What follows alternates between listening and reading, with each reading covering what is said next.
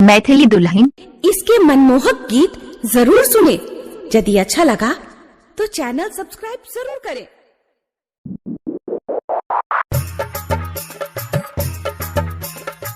भैया हम संतोष यादव आप सब लोगों को हाथ जोड़ के विनती करते हैं कि लॉकडाउन का पालन करें, अपने घर में रहे, सुरक्षित रहे, क्योंकि ये कोरोना वायरस अपने लिए बहुत ही खतरनाक है भैया। तो हमारी ये विनती सुनते हुए सब लोग घर में रहे, सुरक्षित रहे। जय माता दी।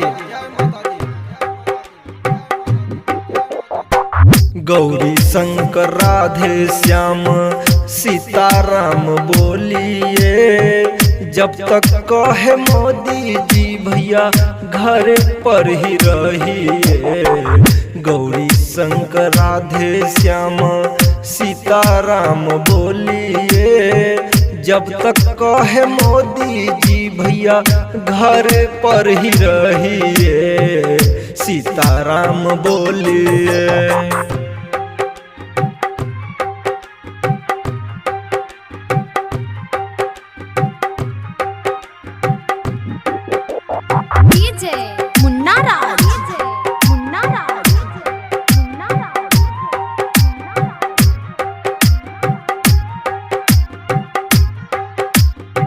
यदि ये कोरोना भारत में बढ़ जाएगा, लाशों के खातिर भैया कफन न मिल पाएगा, कफन न मिल पाएगा।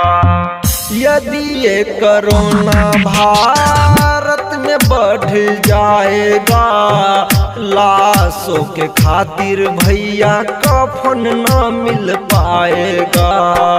देश को बचाना है, सब कोई मिलके करिए। साबुन से हाथ भैया मल मल के धोइए।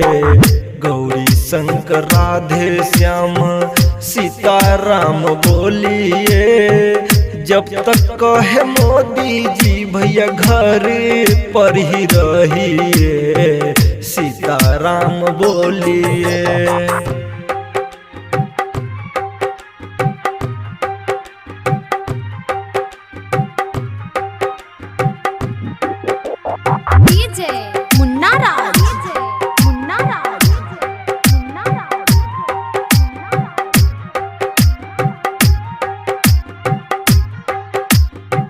बाहर ना निकालना है करके बहाना जी, सगे और संबंधी को घर न बुलाना जी, घर न बुलाना जी। बाहर ना निकालना है करके बहाना जी, सगे और संबंधी को घर न बुलाना जी।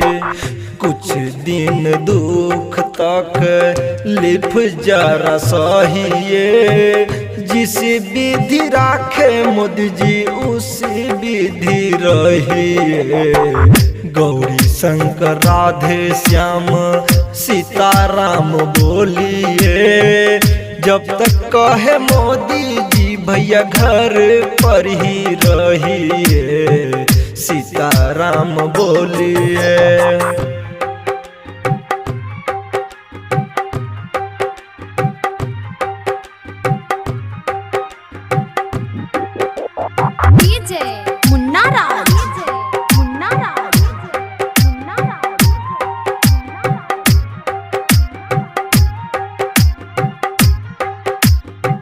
घर में रहे तो आबादी न बढ़ाना है, टिकटॉक यूट्यूब से मन को बहलाना है, मन को बहलाना है।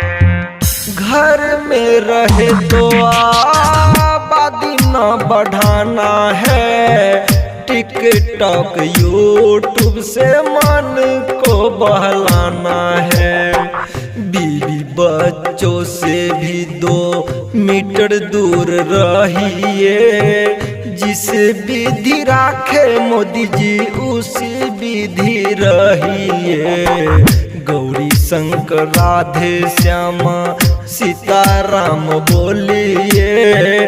जब तक कहे मोदी जी भैया घर पर ही रहिए, सीताराम बोलिए।